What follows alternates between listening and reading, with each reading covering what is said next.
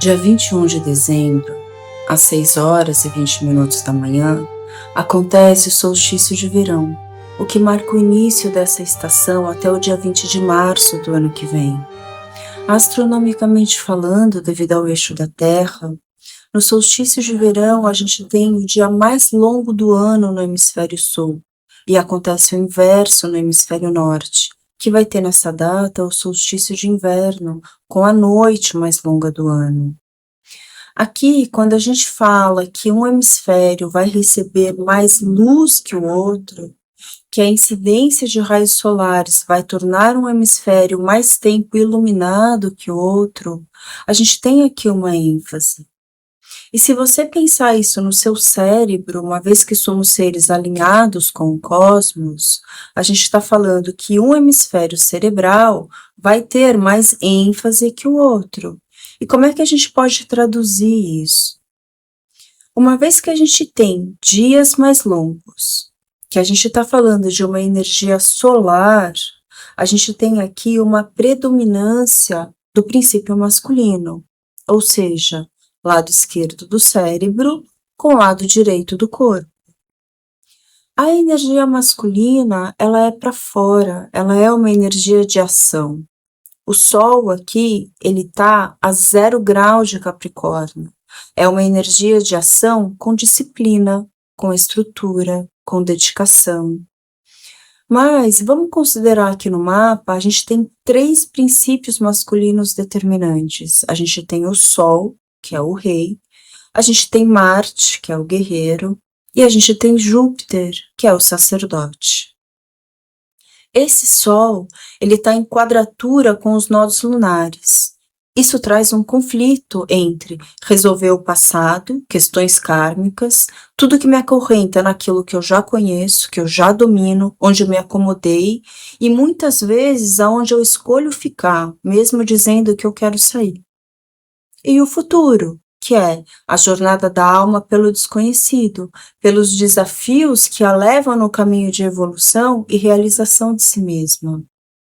Aqui existe uma resistência muito comum ao ser humano, a todos nós, que é muitas vezes a dificuldade de acreditar na felicidade, de acreditar que vai dar certo, que pode ser melhor, de validar a perspectiva de que você ainda está acontecendo em uma versão pequena de si mesmo.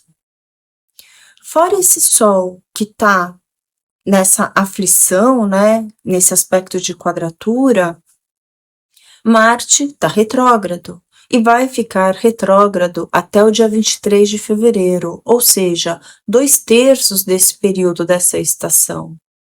Mas ele está em trígono com a cabeça do dragão, que é o nó do norte, ou seja, Marte retrógrado é o guerreiro, que nesse caso tem um cavalo que não corre, que vai devagar. Mas aqui ele vai devagar porque ele precisa ter mais consistência na escolha do próprio caminho. Ele precisa refletir para onde ele vai e por que ele vai. Hoje em dia, a gente vive uma sociedade onde ninguém quase tem tempo, onde está todo mundo correndo. Para onde? Para onde está todo mundo correndo? Ou então correndo de onde? Sabe aqueles filmes onde o guerreiro encontra o mestre e vai aprender a meditar para se curar da pressa, para se curar da reação, para se curar do movimento impulsivo? Esse guerreiro precisa de mais clareza interior para direcionar a própria ação. O universo vai trabalhar para você colocar o pé no breque, para você parar todo e qualquer movimento desenfreado e trazer todas as questões que estão direcionando as suas escolhas para a luz do dia, para a luz solar, para o consciente. Esse Marte, que entrou em Leão no dia 4 de novembro, ele entrou determinado, capaz de mover montanhas. Ele entrou ali com muita força de ação, de empenho, de conquista, de defesa de si mesmo, defesa pessoal. Mas ele agora, ele está revendo tudo. Na verdade, desde o dia 6 de dezembro, né, ele começou essa revisão para entender melhor o caminho. E o universo fala assim: agora, hora de rever os passos, o caminho e os próximos rumos de ação. E para isso, você vai procurar a Grande Mãe. É quando Marte, então, volta para Câncer, em seu movimento retrógrado. E ela vai fazer para Marte 2 perguntas básicas, esse feminino da Grande Mãe. Pergunta número 1, de quem você está cuidando que não deveria? E número 2, de quem você não está cuidando e que deveria? O que fica no meu entendimento é como equilibrar a balança entre cuidar do outro e cuidar de si mesmo. Porque se você sustenta o outro com a sua energia, vai te faltar fôlego para fazer o próprio caminho. Porque ninguém veio aqui para sustentar o caminho do outro. Quando chega nesse princípio, do quanto você se doa para sustentar o caminho do outro, o segredo está na dose. A quantidade certa traz a cura, traz a força, e a quantidade errada é o veneno, para ambos os lados, para aquele que cuida tanto quanto para aquele que é cuidado. E essa clareza esse guerreiro tem que ter. Por quem e para que você está levantando a sua espada, o seu estandarte? Marte é corpo, corpo físico. Se você estiver fazendo esse processo errado, vai ficar doente.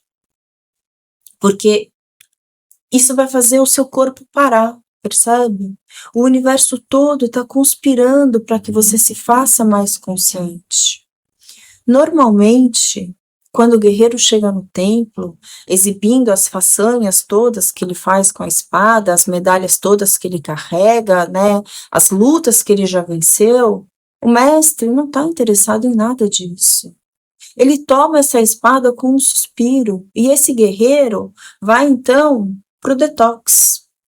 Tem um filme do Tom Cruise, que eu não lembro o nome, mas que tem uma cena assim, ele se desintoxicando no templo, e ele tá lá no quartinho, suando, sofrendo, esperneando, gritando, xingando, vomitando, até que de repente ele se livra do tanto de lixo que ele carrega dentro, do tanto de ego, do tanto de medo, do tanto de raiva, porque até para Excalibur é o guerreiro que faz a espada. Nesse solstício, Marte está em trígono com Mercúrio também. Ele quer entender. Muitas vezes a gente precisa abrir os nossos receptores internos para poder receber alguma coisa. Ainda mais se for algo novo, porque sem esse receptor aberto, a vida pode oferecer, pode deixar na sua porta e você não vai ver, não vai compreender, não vai pegar. Nesse verão, nesses próximos 3 meses, teremos receptores abertos e serão 3 meses de muita introspecção para parir, para dar à luz, para trazer para a luz ações que de fato te definam um caminho de maior realização. Quando eu falo do guerreiro que para meditar, e isso é um reflexo de Marte retrógrado, essa introspecção, eu me dei conta recentemente dessa palavra, meditar. É algo tão óbvio e eu nunca tinha percebido. Quando eu medito, eu medito, eu dito a mim mesma. É um ato consciente de autocriação. Lembre então que o verão rege nosso hemisfério esquerdo, lado direito do corpo, força solar, regência de princípios masculinos. Então a gente chega em Júpiter, o sacerdote. E assim como Marte, Júpiter também está retrógrado. Ele está mais recluso, buscando dentro. E assim como Marte volta para a Grande Mãe em Câncer, Júpiter também vai em busca do feminino. Júpiter em Gêmeos está fazendo 2 trígonos, um com Vênus e outro com Lilith. A gente tem aqui um grande trígono de ar, de entendimentos mentais. Esses 3 meses do verão surgem muito focados na capacidade de desenvolver novas linhas mentais, novos pensamentos, novas ideias, novas narrativas que te levam para lugares de expansão pessoal onde você nunca foi. E aí, O que é que você precisa mudar no seu entendimento de mundo e nesse entendimento que você tem de você mesmo? Na interpretação e no peso que você dá para as pessoas, para o passado, para as histórias que até então você está contando para você mesma. Como é que você pode fazer para reescrever tudo isso? Ou deletar? Ou então você deixa lá, mas você muda a página. Como é que a energia do feminino entra nesse solstício que traz um selo, um mapa para navegar o ciclo do verão? Vênus em Aquário quer o novo, a quebra das normas, quer o desapego dos dramas emocionais para que você possa compreender que você é uma história infinita.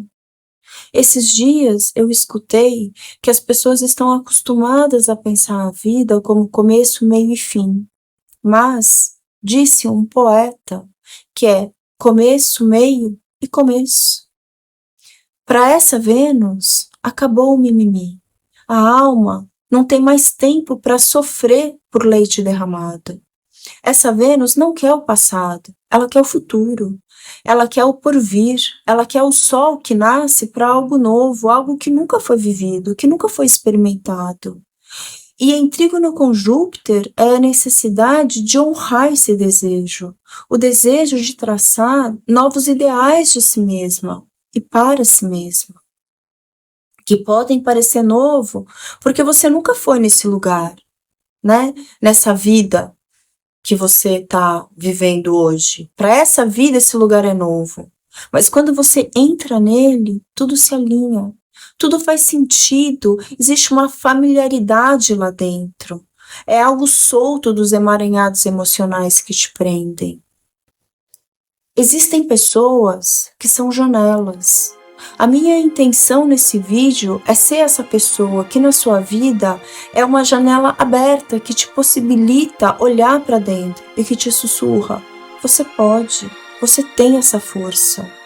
E mais do que isso, o seu desejo muitas vezes não é um desejo, é uma necessidade, a necessidade de ser quem você veio para ser nesse momento. Esse Júpiter em trígono com Lilith dá um mapa para alcançar essa maestria quando ele diz o seguinte: enfrente seus medos por si mesma.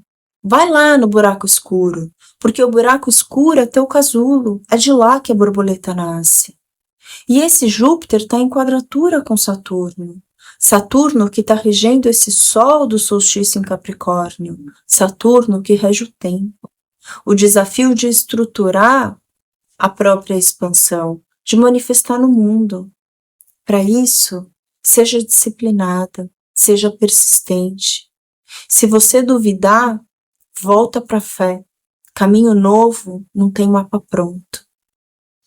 Para fechar esse vídeo, eu quero compartilhar com você um dos meus últimos rituais de meditação. Eu peguei 3 velas para acender.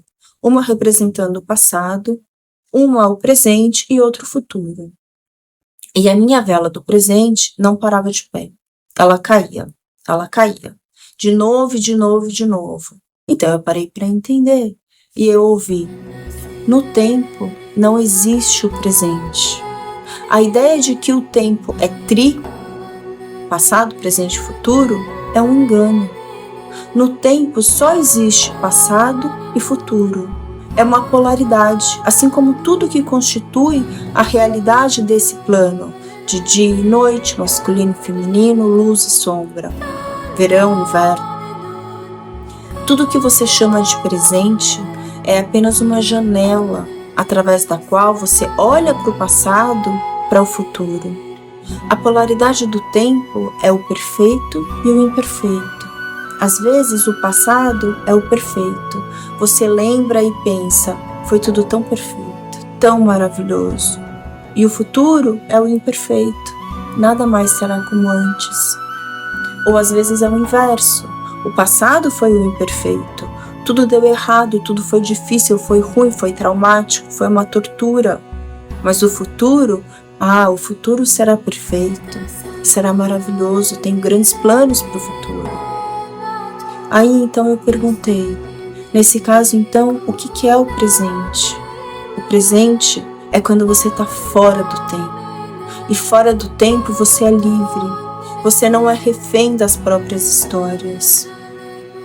Isso é o que eu te desejo.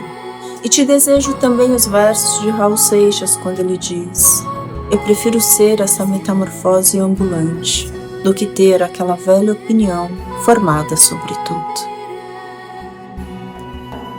Volta